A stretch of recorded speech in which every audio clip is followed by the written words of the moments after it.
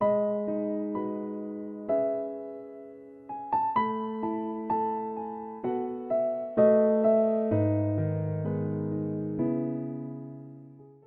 성령의 역사라는 게 지금 목사님 말씀은 그러니까 특히 그 은사가 이렇게 모든 성도가 다 활용이 돼서 그걸로 이제 아름다운 그 교회의 어떤 사역의 표현이 나타나는데, 가정교회는 그렇게 많은 성도들이 평신도 사역자 또 목원들조차도 이렇게 섬기고, 그러니까 각각 자기 그 은사와 탤런트에 따라서 다 이렇게 동참을 한다는 면에서 성령의 역사를 말씀하시는 것 같아요. 그렇죠. 그런데 이제 신약교회에 성령의 역사가 이제 그런 면도 있지만, 그 섬김을 통해서 나타나는 은사 활용도 있지만, 그냥 위에서 내리 부어주시는 초자연적인 그런 임재하심과 그 다음에 기사와 표적 같은 거 있지 않습니까? 초자연성.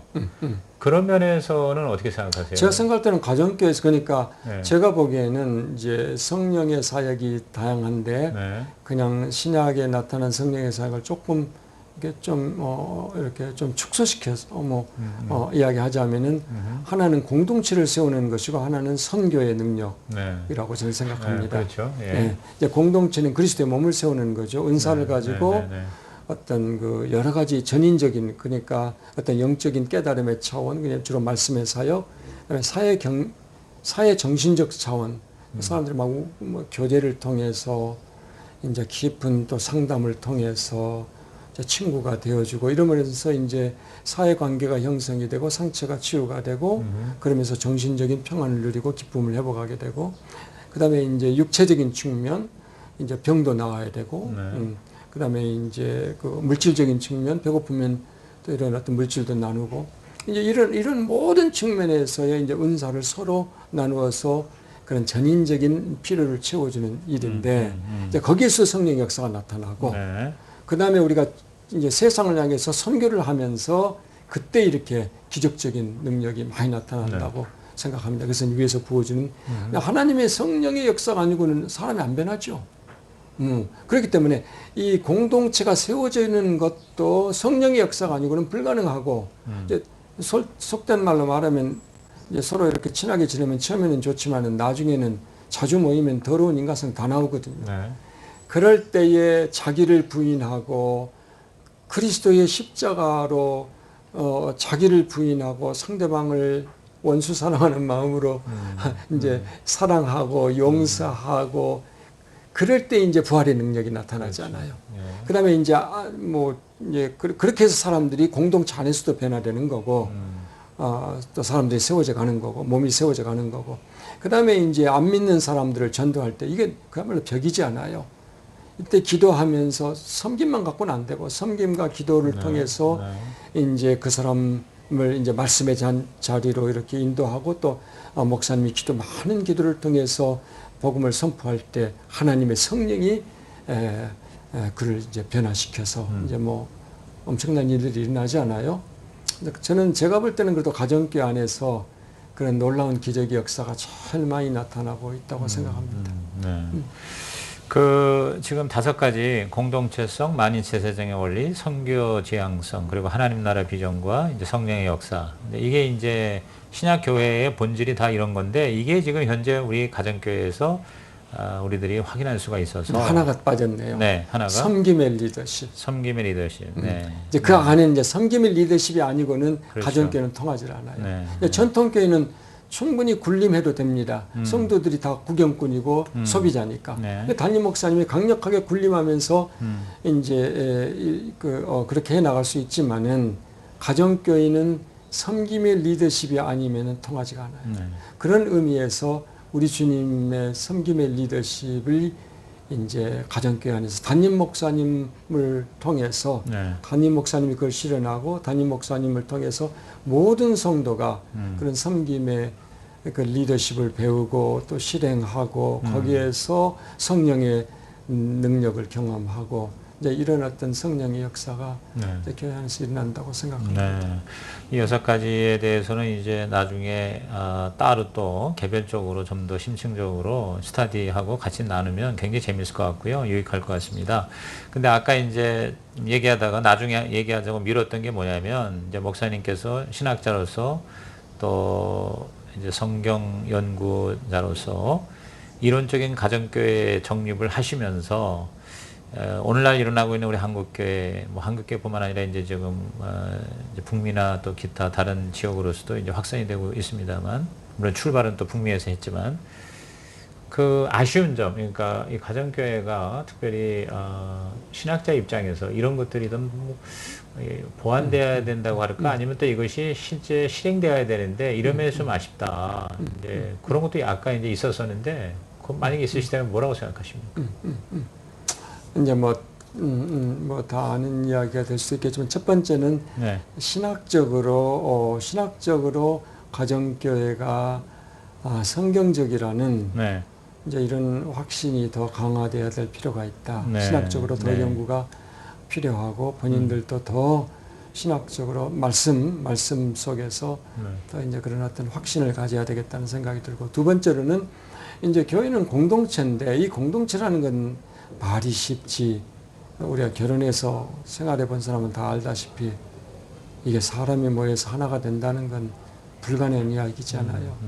뭐 인간성, 더러운 인간성 다 나오고, 이제 그걸 그리스도의 사랑으로 덮고, 그럼에도 불구하고 원수를 사랑하고, 위에서 기도하고, 서로 용서하고. 그래서 성경은 놀라워요. 사랑에 대해서 묘사하면서 사랑은 오래 참고가 제일 먼저 나옵니다. 네, 이게 다 현실에서 나오는 이야기예요. 네. 근데 공동체를 이루려면 십자가 없이는 불가능해요. 자기를 부인하는 것 없이. 네. 그래서 이제 그런 교회가 공동체라는 것, 그리고 공동체를 이루려면 깊은 십자가 영성이 필요합니다. 십자가 영성이 일단 굉장히 중요하다고 생각합니다. 네. 십자가 영성을 통한 부활의 능력이 나타나는데, 그런 영성의 문제도 조금 더 알았으면 좋겠고, 그냥 공동체 속에서 공동체를 이루려면 굉장히 위험합니다. 반드시 문제가 생긴다는 걸 알고 들어가야 합니다. 그리고 어떤 공동체를 이루려고 하면 반드시 문제가 생기고, 어떤 절차를 통해서 문제가 발생하고, 이 문제를 어떻게 극복하고, 이걸 다 예상하고 가야지. 처음에는 사람들 공동체 한다면 다 좋은 줄 알아요. 외로웠으니까. 그러나 나중엔 처음에는 좋다가 나중에는 이제 자기들끼리 부딪혀서 싸우거든요. 그런 경우 있죠. 예, 그런 경우 굉장히 많습니다. 네. 그래서 이제 그런 그 영성 공부를 하면 그게 다 나와요. 이제 그래서 그런 영성도 조금 더 체계적으로 공부할 필요가 있고, 네. 그걸 이제 철저히 자기가 죽어지는 이런 영성의 훈련이라든지 이런 것들도 이론과 이런 실제를 좀 배울 필요가 있다는 생각이 들고, 네. 이제 그런 점들이 좀 이제 많이 있는 것 같고요. 네. 그 다음에 이제 또 하나님 나라 비전이 좀 약하다는 생각, 제일로 가정교회 안에서 하나님 나라 비전이 잘 이루어지고 있는데, 그러나 하나님 나라 비전이 너무 개인 구원 차원에 머물고 있다는. 개인의 영혼 구원 예, 차원에만 개인의 영혼 구원 차원에 머물고 있다는. 머물고 있는 것 같다. 그렇다면 어떻게 더 발전이 돼야 되겠다고 생각하십니까? 이제 그러니까 가정교회 안에서 이제 이런 공동체가 굉장히 중요하고요. 그래서 갈라디아 3장 28절이 서창조의 핵심인데, 인종의 구별이 없고, 유대인과 이방인의 구별이 없고, 그 다음에 자유인, 그러니까 노예의 주인이나 노예가 구별이 없고, 남자와 여자의 구별이 없는, 그냥 이 세상의 모든 차별이 거기서, 그러니까 좀 더 공동체를 더 적극적으로 만들었으면 좋겠다는 생각이 들어요. 그 안에서 인종의 차별이 없고, 사회 경제적 차별이 없고, 성의 차별이 없는 가정교회가 제일 잘해요. 그러나 좀 더 적극적으로 그 일을 했으면 좋겠다는 생각이 들고, 그 다음에 이제 우리 한국 교회가 지금 진보와 자유의 이것 때문에 망할 것 같을 정도로 지금 문제가 되는데, 제가 보기에는 보수에도 하나님 나라 가치가 일부 들어있고, 진보, 좌파 속에도 하나님 나라 가치가 일부 들어있습니다. 그러니까 하나님 나라로 그걸 통합할 수 있는 거예요, 진보와 보수를. 그래서 복음은 궁극적으로 화해의 복음이고, 그래서 모든 나누어진 것을 화해시키고 그리스도 안에서 하나로 통일시키는, 이게 예배서에 잘 나타나 있는데, 그런데 우리 가정교회 너무 개인 구원에 치우쳐 있고, 그런 어떤 우리 민족이 지금 너무나 이 이념의 갈등에 지금, 그래서 교회마저도 누구는 진보, 누구는 반대. 복음을 몰라도 너무 모르는 거죠. 그래서 이 복음으로 진보와 이 보수를 통합할 수 있는 건데 이 부분도 보니까 가정교회는 뭐 이 부분에까지는 뭐 각자에게 맡겨놓은 것 같고 그런 측면에서 저는 이제 가정교회나 아무튼 우리 조국의 교회가 이런 부분도 성경이 말하는 하나님 나라 비전이 도대체 뭔가 하나님이 꿈꾸는 세상이 도대체 어떤 세상인가 우리가 사회 경제적인 정치적인 문제까지도 성경은 말하고 있습니다. 그러니까 그런 데까지 해서 우리 민족을 진심으로 개인 구원 차원 천국 가는 사람 수를 많이 이렇게 뭐 이렇게 수를 많이 모으는 그런 차원뿐만 아니라 네. 정말 우리 갈기갈기 찢어져 있는 우리 민족을 치유하고 회복시키는 그런 차원까지 저는 나가야 된다고 생각하고 이제 그게 이제 나중에 이웃과의 관계에 있어서도 일본과의 진정한 화해, 네. 이제 이런 우리 주변 국가와의 진정한 화해, 이제 이런 것들이 하나님 나라 비전에 다 들어있는 거거든요.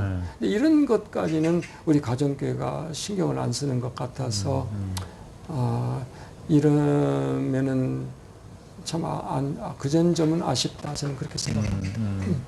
그러니까 뭐 어느 운동이나 이제 시간이 필요하고 과정이 필요한데 제가 볼 때 이제 가정교회 지금 말씀하신 것 저도 다시 공감을 하고요. 신학적 확신 또 공동체적인 진정한 영성 그리고 하나님 나라인데 그 하나님 나라가 단순한 개인의 영혼 것뿐만 아니라 우리가 사는 이 세상 삶 또 사회 개혁과 통합 더 나아가서 국가 간의 화해까지도 우리 가정교회가 정말 관심을 가질 수 있는 이제 그러한 영역으로 제가 볼 때 언젠가 한번 그 최 목사님 책에도 보면은 이제 그 가정교회 그 세대적인 어떤 그 사명이 이제 결국은 이제 나중에 바로 그 어떤 그 사회적 그런 개혁과 섬김 뭐 이쪽으로 나아가야 되겠다 이렇게 전망은 하신 것 같습니다. 예, 그런데 마지막으로 우리 목사님께서 우리 교수님께서 보실 때 이 가정교회가 우리 한국교회 앞으로 대안이 될 수 있고 또 되어야 한다고 생각하십니까? 저는 이 길 아니고는 다른 길은 없다고 생각합니다. 이유가 뭡니까? 그건 성령의 역사가 근데 결국은 핵심은 성령이죠. 네. 어떻게 해야 성령이 가장 자유롭게 역사할 수 있고 네. 성령이 역사해야 생명이 들어가고 네. 성령이 역사해야 가정이 회복되고 민족이 회복되고 이제 하나님의 뜻이 땅에 이루어지는데 이제 성령은 그리스도의 영이고 십자가의 영이요 부활의 능력이요. 그래서 결국은 이제 어떻게 하면 성령께서 자유롭게 역사할 수 있겠는가? 모든 성도가 하나님의 왕 같은 제사장으로서 이 하나님 나라를 이 땅에 실현하고 회복하는 이 일에 다 동참해야지. 목회자만 동참해가지고 어떻게 이 일을 이 어마어마한 이 문제들을 어떻게 악과의 어떤 싸움을 하겠어요? 그러니까 이 목회자들은 성도들을 세우고 성도들 안에 있는 하나님의 성령이 뭐 활발하게 일할 수 있도록 목회자들은 이제 그걸 사역의 장을 마련해주고 훈련을 시키고 기도해주고 앞에서 모범을 보이고 그렇죠. 이제 그 한 사람의 목회자는 너무너무 중요하다고 생각하는데요. 이제 이런 일들이 성령이 자유롭게 역사할 수 있는 이제 교회가 바로 이제 가정교회고 그렇기 때문에 저는 이거 외에 어떻게 성도들 안에 있는 성령이 역사해서 정말 교회가 회복되고 가정이 회복되고 민족이 회복될 수 있는 것인지 저는 다른 길을 알지 못합니다. 목사님이 보실 때 가정교회가 한국교회의 대안이 되기 위해서 좀 더 실제적으로 필요한 조치 내지는 준비는 무엇이라고 생각합니까? 그래서 이제 가정교회 잘하고 있는데 제가 보기에는 할 수만 있다면 좀 성경적 교회 아카데미가 하나 세워지면 좋겠다는 생각을 해요. 그래서 거기에는 이제 신학자들과 목회자들이 협력을 해서 이제 그렇게 해서 목회자분들을 체계적으로 이제 다시 이렇게 교육하는 일이 이제 그런 일이 체계적으로 이루어지지 아니하면 가정교회 운동, 이제 성경적 교회 운동이죠. 성경적 교회 운동을 확산시키는 일에는 굉장히 속도가 느리겠다. 느리겠다는 생각이 들고 그 사이에 교회는 너무 많이 무너질 것이고 너무나 많은 사람들이 교회에 상처받고 실망해서 떠날 것이고, 그리고 교회가 무너지면 민족이 저주를 받을 텐데, 그걸 저는 굉장히 그냥 마음이 조급합니다. 그 아카데미라는 건 크게 이제 두 가지겠죠. 연구와 교육. 그러니까 그렇죠. 신학적인 가정교회를 더 견고하기 위한 신학적인 리서치로서의 연구 작업이 필요하고, 그렇죠. 그럼요. 그 다음에 또 실제로 이제 목회를 하려고 하는 초년반부터 시작해서 이미 목회하고 있는 수많은 목회자들에 대한 이른바 그 컨티뉴잉 에듀케이션. 그렇죠. 그러니까 목회자 연장 교육 차원에서 그런 면에서 지금 현재 우리 가정교회에서 하고 있는 목회자 세미나라든가 그다음에 컨퍼런스라든가 또는 연수라든가 또 여러 가지 코칭이라든가 지역 모임이라든가 이런 거 있지만 좀 더 거교회적으로 앞으로 한국교회 미래를 향해서는 좀 그런 어떤 좀 더 집중적이고 체계적이고 그리고 또 집약적인 그러한 아카데미가 필요하다. 예. 그거 없이는 확산 속도가 굉장히 느릴 것 같아요. 네. 그러니까 네. 가정교회 밖에 있는 분들에게 가정교회를 더 적극적으로 알리고 이해시킬 뿐만 아니라 가정교회 안에 있는 사람들이 좀 더 제대로 가정교회로서의 사역을 감당할 수 있도록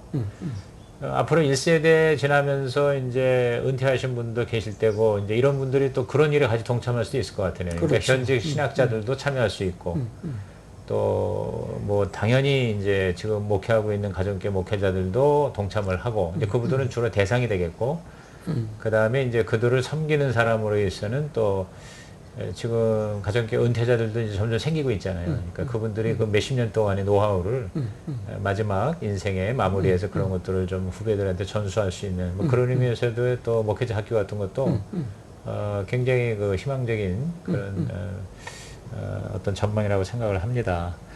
아무쪼록 이런 인터뷰를 통해서 이런 필요성을 느끼는 분들이 좀 많이 생겨서 우리 교수님의 그런 어떤 나름대로의 가정교회에 대한 애정과 그리고 가정교회에 대한 소망이 이루어졌으면 좋겠고요. 또 이루어질 수 있으리라고 생각을 합니다.